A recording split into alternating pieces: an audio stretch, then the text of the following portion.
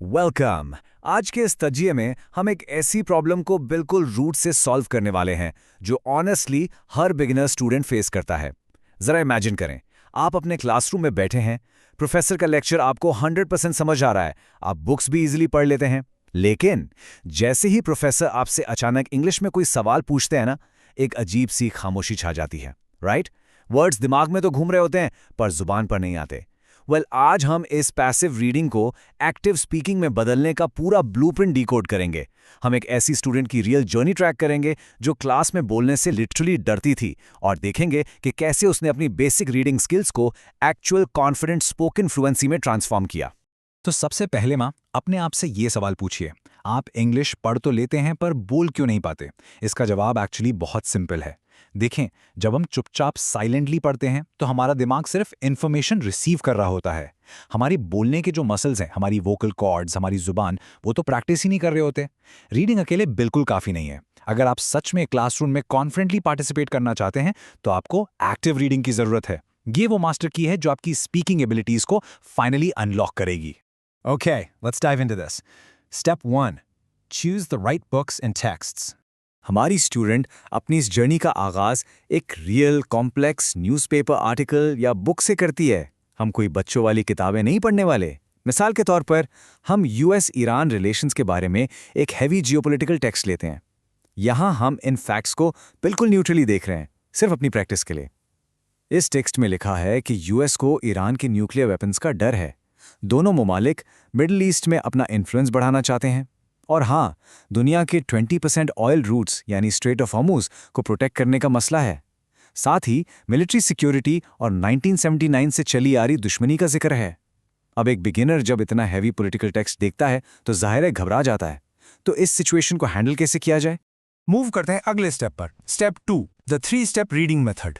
ऐसे मुश्किल टॉपिक्स को बिना ओवरवेल्म हुए प्रोसेस करने के लिए ये मेथड एब्सोल्युटली क्रूशल है। ये खास तौर पर उन स्टूडेंट्स के लिए है जो क्लास में बोलते वक्त अपना कॉन्फिडेंस लूज कर देते हैं। इसके 3 आसान स्टेप्स हैं। पहला, रीड स्लोली, कोई जल्दी नहीं है, आराम से पढ़ें। दूसरा, नए वर्ड्स को अंडरलाइन करें और उनके उर्दू मीनिंग्स लिखें। और तीसरा, ये एब्सोल्यूट गेम चेंजर है, स्पीक द सेंटेंस अलाउड। सिर्फ दिमाग में चुपचाप मत पढ़ें, अपनी करंट रीडिंग को लाउड आवाज में बोलें, बिल्कुल एक न्यूज़ प्रेजेंटर की तरह।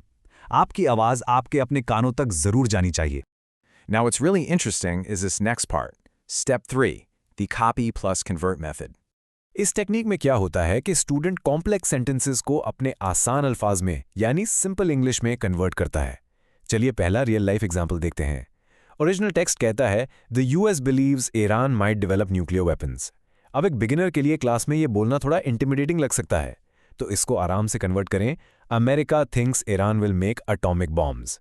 देखा आपने, मीनिंग बिल्कुल एग्जैक्ट सेम है, मैसेज क्लियरली कन्वे हो गया, लेकिन वर्ड्स कितने आसान हो गए। ये आसान इंग्लिश ही आपको क्लासरूम में बोलने की हिम्मत देगी। Let's look at the second real life example. Original text में लिखा है around 20% of the world's oil passes through it, जो कि स्ट्रेट ऑफ हॉर्मस के बारे में है। अब अचानक से इकोनॉमिक स्टैट्स एंड फिगर्स कौन याद रखेगा? इसको सिंपल बनाएं, a lot of global oil goes through this sea route. अगर प्रोफेसर आपसे इस इकोनॉमिक एस्पेक्ट के बारे में पूछें तो आप बिना झिझक ये आसान सेंटेंस कॉन्फिडेंटली बोल सकते हैं।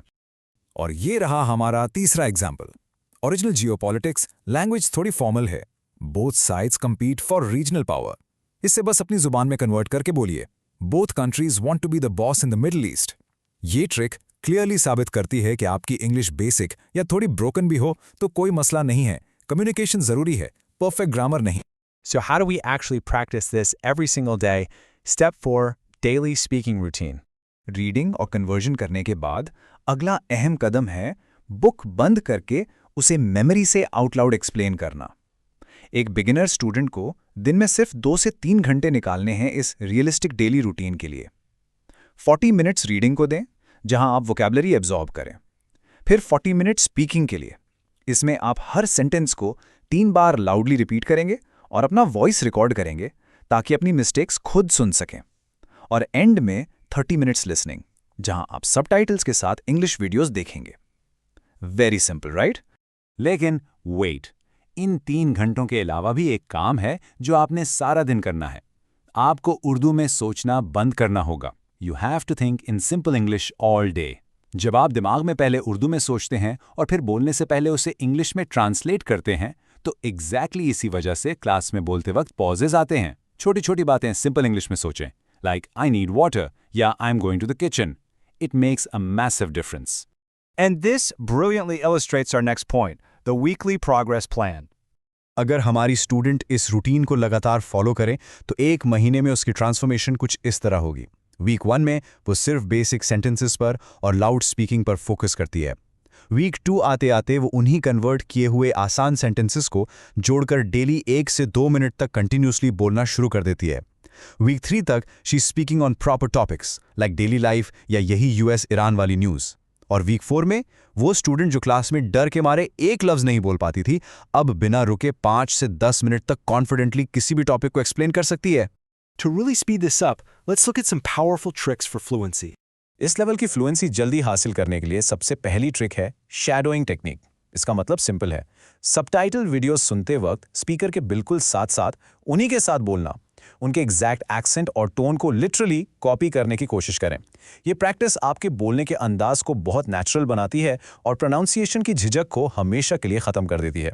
और दूसरी ट्रिक जो क्लासरूम पार्टिसिपेशन के लिए एब्सोल्युटली क्रूशियल है वो है मिरर प्रैक्टिस। रोजाना 5 मिनट शीशे के सामने खड़े हों और आवाज़ निकाल कर बोलें।